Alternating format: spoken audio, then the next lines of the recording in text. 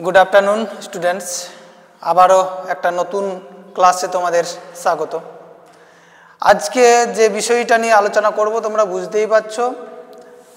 आजकेर मूल टपिक आमादेर रयेछे यूजीसी अर्थात यूनिभार्सिटी ग्रैंड कमिशन।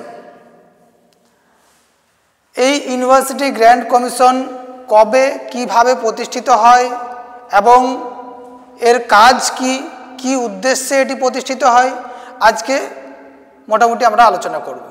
যদিও একটা ক্লাসের মধ্যে হয়তো পুরোটা সম্ভব নয়, দেখা যাক আমরা অনেকটা আলোচনা করার চেষ্টা করি। যাই হোক, এই ইউনিভার্সিটি গ্র্যান্ড কমিশন হঠাৎ করে প্রতিষ্ঠা হয়নি। 1945 খ্রিস্টাব্দে সার্জেন্ট কমিটির রিপোর্ট অনুসারে ইউনিভার্সিটি গ্র্যান্ড কমিটি প্রথমে গঠিত হয়। এটা হচ্ছে ইউনিভার্সিটি গ্র্যান্ড কমিটি। এটা কিন্তু তখনও পর্যন্ত গ্র্যান্ড কমিশন হয়নি। এই ইউনিভার্সিটি গ্র্যান্ড কমিটি ছিল 4 জন সদস্যের একটা কমিটি। এরপরে 1953 খ্রিস্টাব্দে ইউজিসি প্রতিষ্ঠিত হয়, বিশেষ করে রাধাকৃষ্ণন কমিশন।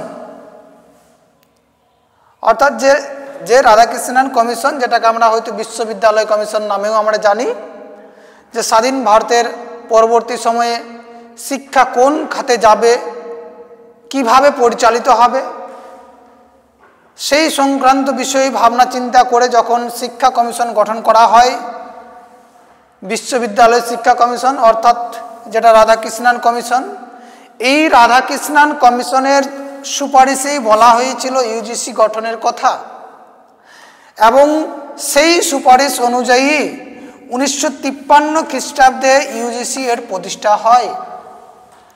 তাহলে এক্ষেত্রে আমরা দুটো বিষয় জানলাম।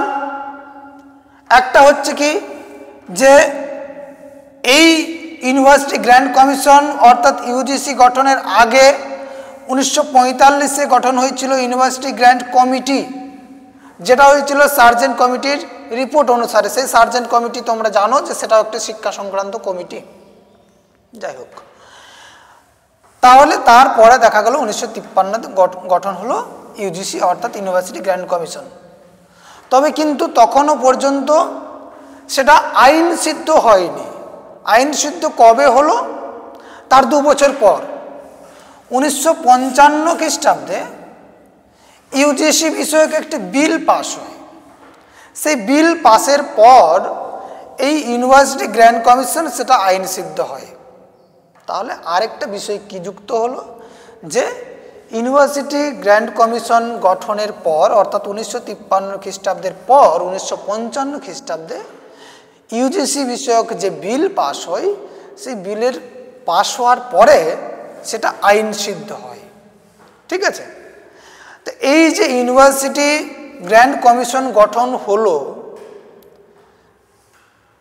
সেটা কাদেরকে নিয়ে গঠন হলো এবং কতজন সদস্য নিয়ে গঠন হলো, সেই বিষয়টা আমরা দেখো এই জায়গাতে একটু চলে যাই। গঠন, যে ইউনিভার্সিটি গ্র্যান্ড কমিশন হয় যখন প্রতিষ্ঠা হয় তখন মোট 9 জন সদস্য নিয়ে এটি প্রতিষ্ঠিত হয়।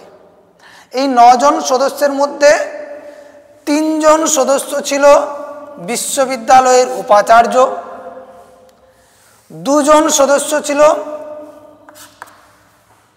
কেন্দ্রীয় সরকারের প্রতিনিধি এবং 4 জন প্রখ্যাত শিক্ষাবিদকে নিয়ে এই কমিশন গঠন হয়। আবার একবার বলি, যে মোট 9 জনের মধ্যে 3 জন ছিলেন বিশ্ববিদ্যালয়ের উপাচার্য, 2 জন ছিলেন কেন্দ্রীয় সরকারের প্রতিনিধি অর্থাৎ 3, 2, 5 এবং বাকি 4 জন প্রখ্যাত শিক্ষাবিদকে নিয়ে গঠন হয় এই ইউজিসি। ঠিক আছে? এটা হচ্ছে যখন 1953 সালে গঠন হয় সেই সময়ের ঘটনা। এরপর সেটা সংশোধিত হয়, তারপরে পরিবর্তন আসে। তার মধ্যে 1966 সালে সেটা 9 জন থেকে 12 জনে দাঁড়ায়, তার প্রতিনিধি সংখ্যা হয় 12 জন। যাই হোক, তাহলে এইটা আমরা জানলাম কি যে ইউজিসির গঠন কবে গঠন হলো, কিভাবে গঠন হলো এবং কাদেরকে নিয়ে গঠন হলো। এরপর যে বিষয়টা জানবো সেটা হচ্ছে উদ্দেশ্য। কেন, কি উদ্দেশ্যে গঠিত হলো ইউনিভার্সিটি গ্র্যান্ড কমিশন? কারণ আমরা জানি যে প্রত্যেকটা সংস্থা প্রতিষ্ঠান যাই গঠন করা হোক কিছু না কিছু উদ্দেশ্যে গঠন করা হয়।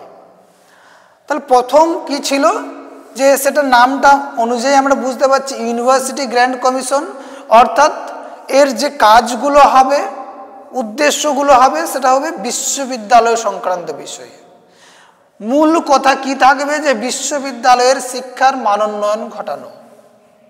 তাহলে যে বিভিন্ন বিশ্ববিদ্যালয়, ভারতবর্ষে বহু বিশ্ববিদ্যালয় রয়েছে, তো ভারতবর্ষে যে সমস্ত বিশ্ববিদ্যালয় রয়েছে সেই যে বিভিন্ন বিশ্ববিদ্যালয়ের একটা শিক্ষার সমন্বয় ঘটানো।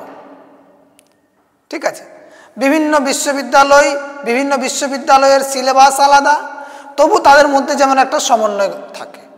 তাহলে বিভিন্ন যে বিশ্ববিদ্যালয় আছে তাদের যে শিক্ষা ব্যবস্থা আছে সেই শিক্ষা ব্যবস্থার সমন্বয় সাধন ঘটানো, এটা হচ্ছে ফার্স্ট। সেকেন্ড কি আছে, শিক্ষার মান উন্নয়ন ঘটানো, অর্থাৎ শিক্ষার যে মান আছে তার উন্নয়ন ঘটাতে হবে। এটা তো অবশ্যই মূল উদ্দেশ্য একটা।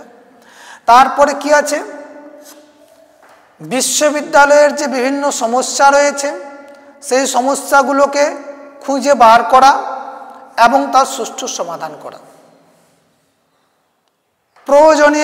প্রয়োজনে যে কেন্দ্রীয় শিক্ষা বিভাগ সেখানে জানানো। ঠিক আছে, নেক্সট 4 নম্বরে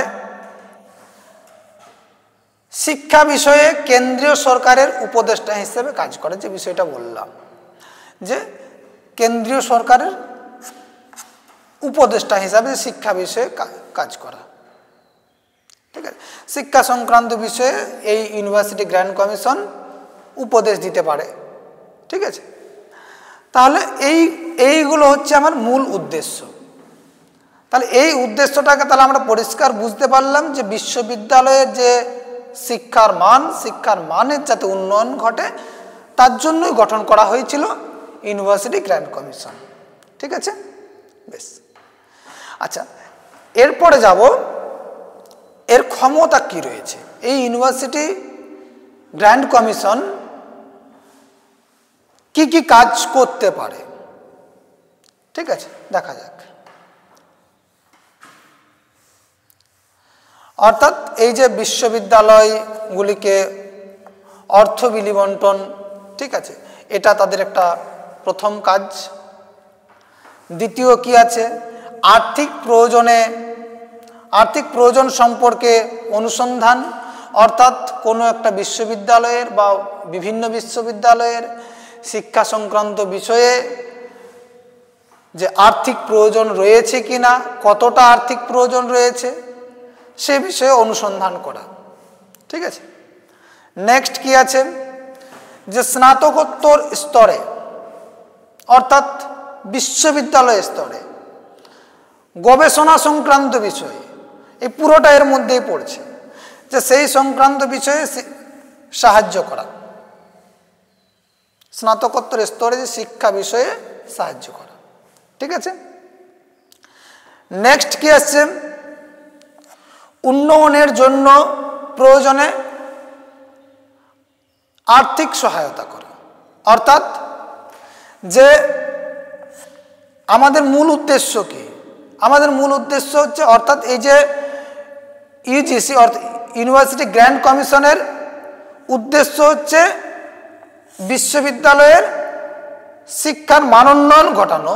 তো সেই যে শিক্ষার উন্নয়ন ঘটাতে গেলে, মানের উন্নয়ন ঘটাতে গেলে তার যে আর্থিক সহায়তা লাগবে, তাহলে সেই বিষয়ে সহায়তা করা।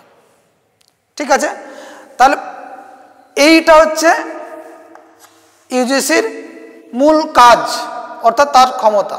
পুরো বিষয়টা আরেকবার আমি একবার দেখিয়ে দিই। পুরো বিষয়টা আমি প্রথমে দেখলাম যে সেটা প্রতিষ্ঠা হলো কিভাবে। 1945 সালে এই ইউনিভার্সিটি গ্র্যান্ট কমিশনে আগে একটা প্রতিষ্ঠিত হয় ইউনিভার্সিটি গ্র্যান্ট কমিটি, তারপরে সেটা প্রতিষ্ঠিত হলো 1953-তে ইউনিভার্সিটি গ্র্যান্ট কমিশন। এবং সেটা হলো কোন শিক্ষা কমিশনের সুপারিশ অনুযায়ী? সেটা হচ্ছে আমাদের রাধাকৃষ্ণন যে শিক্ষা কমিশন, রাধাকৃষ্ণনের শিক্ষা কমিশনের সুপারিশ অনুসারে। উদ্দেশ্য, মূল উদ্দেশ্য তো আমি আগেই বলেছি, যেটা হচ্ছে শিক্ষার মানোন্নয়ন ঘটানো। শিক্ষার মানোন্নয়ন বলতে কোন স্তরের শিক্ষার মানোন্নয়ন? বিশ্ববিদ্যালয় স্তরে শিক্ষার মানোন্নয়ন। ঠিক আছে, বেশ। এবং এই সংক্রান্ত বিষয়ে যা কিছু করার দরকার হয়, অর্থাৎ যে তার বিভিন্ন সমস্যা আছে সেই সমস্যাগুলিকে খুঁজে বার করা, তার সমাধান করা, এই সংক্রান্ত ছিল তার উদ্দেশ্য। গঠন সেটা তো আগেই আমরা বলেছি, মোট 9 জনকে নিয়ে, যদিও সেটা পরবর্তী সময়ে অর্থাৎ যে 1966 সালে সেটা 9 থেকে 12 জনে দাঁড়ায়। এবং তার মূল যে কাজগুলো সেটা তো আমরা আলোচনা করলাম, এই হচ্ছে তার মূল কাজ। যাই হোক, আজকে আমাদের আলোচনা এতদূরে রয়েছে। পরের দিন আমরা একটা অন্য ক্লাসে এর যে ইউনিভার্সিটি গ্র্যান্ট কমিশনের যে বিভিন্ন বিভাগগুলো রয়েছে সেই বিভাগগুলো সম্পর্কে আলোচনা করব। ঠিক আছে, আজকে এতদূরে, ধন্যবাদ।